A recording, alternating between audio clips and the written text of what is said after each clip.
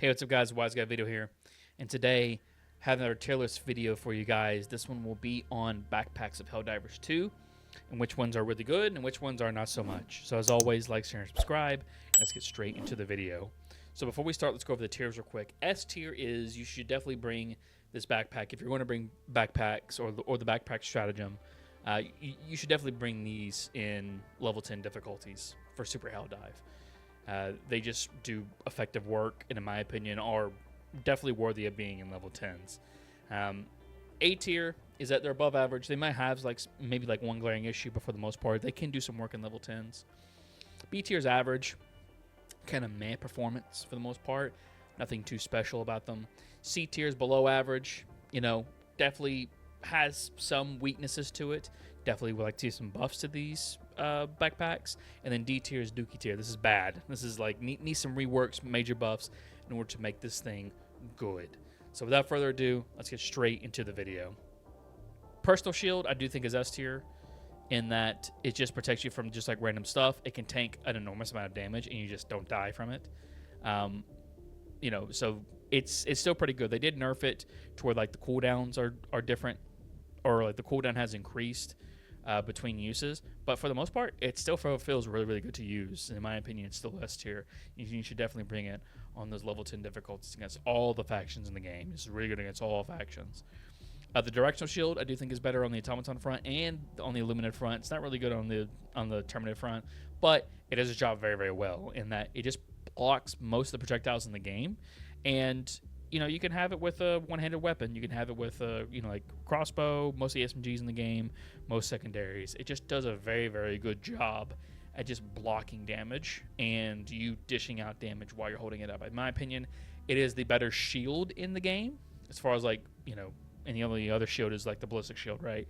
Of course, the personal shield, but as far as you throwing up something to protect yourself from, the Ballistic shield versus the Directional shield, I would take the Directional shield all day, every day over the Ballistic shield.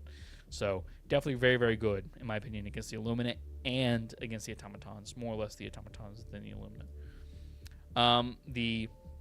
This would be the Bullet Guard Dog. The Bullet Guard Dog is very good, actually, in my opinion. I think that it's definitely better on Automatons than on any other faction in the game currently, because it can just headshot Devastators, which is very, very useful. If you headshot a Devastator, they just go down immediately. If it also has medium armor pen now, which is really good.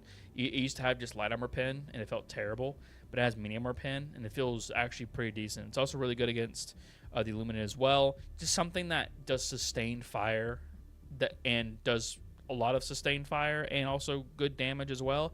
It's just going to be good at level 10 difficulty because you're constantly killing things as you're trying to retreat or maybe get a different position and such. So, in my opinion, I do think that the Guard Dog with bullets, it does work very, very well. The Ballistic shield, I do think, is still the worst backpack in the game still, but it's not dog shit. It's not Dookie tier. It's not that bad. It's still bad, but it's not that bad. They gave it a buff to where it can now block melee damage, which is good. That's something that it definitely should have had at the launch of the game. The problem that I have with it is that the health pool of this is really low. They need to increase the health pool of the Ballistic shield so you can have it up longer, or if they're not going to do that, give it a lower cooldown. So how many times you can just throw out the stratagem and get more Ballistic shields? Maybe 60 seconds. I think that'd be fine, in my opinion. Also, another thing as well, I wish that you could be able to hold up the shield and hit at the same time, because that would also help out a lot, in my opinion, with this stratagem. But currently, as it stands, I still wouldn't take this.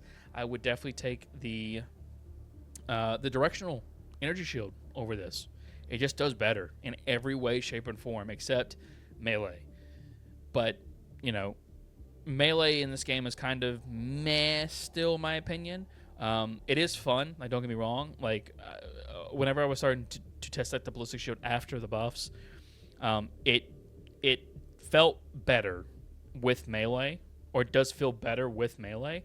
But the problem is, like I said before, once you start swinging, you are no longer blocking, right? So anything that hits you now is like you can die in like 2 to 3 hits, like against Terminids, for example, because something could just randomly just crit you and you just die, right?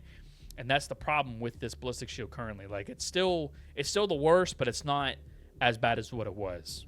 Like it's still the worst backpack in the game. Definitely still needs some buffs to it in order to make it a more competitive pick compared to all the other backpacks in the game. So, Dog Breath, definitely S tier. Gives you just survivability.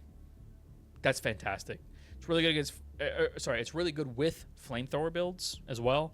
So if you're using a flamethrower, you definitely want to bring this with you. It's just a solid. It's just solid now. They increased the gas duration of this. They also made it to where instead of just constantly spraying one thing like it did before, it sprays the one thing and then moves over to another enemy, which is really good. It's just good overall. Like you will never really get killed.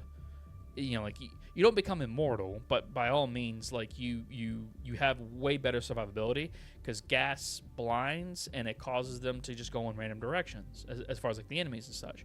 So it just gives you like just overall just really good survivability. So that's why I'm putting in S tier.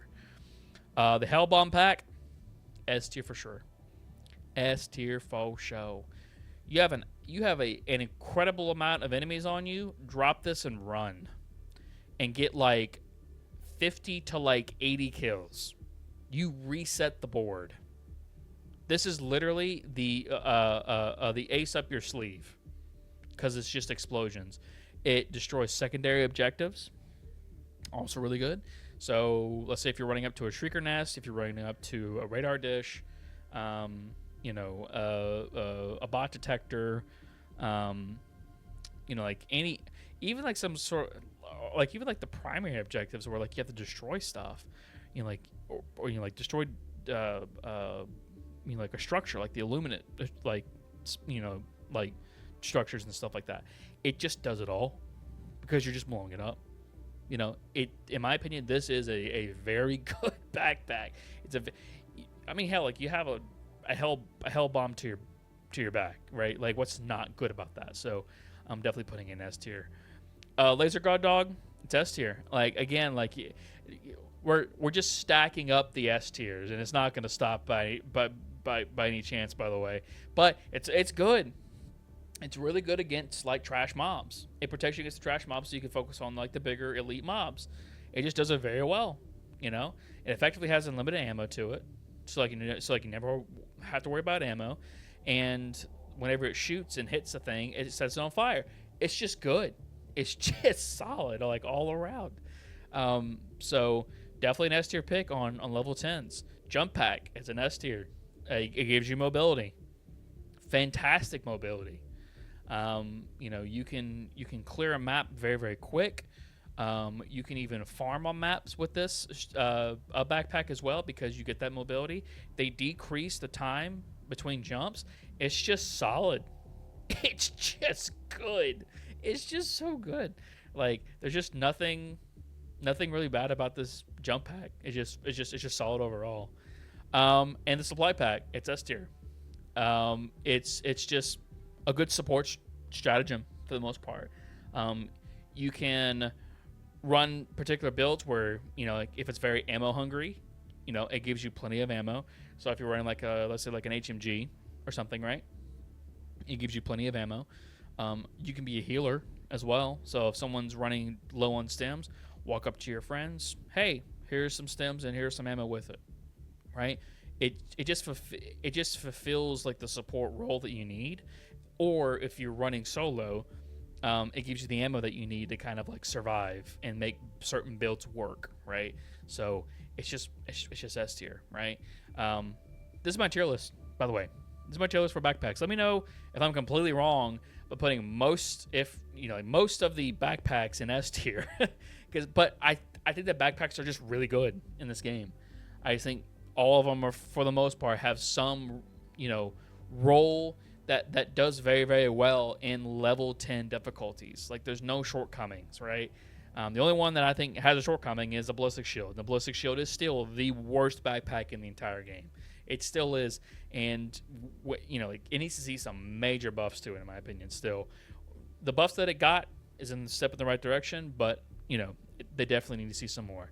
So, as always, friends, like, share, and subscribe. Comment down below what you think about my tier list. Tell me where I'm right. Tell me where I'm wrong.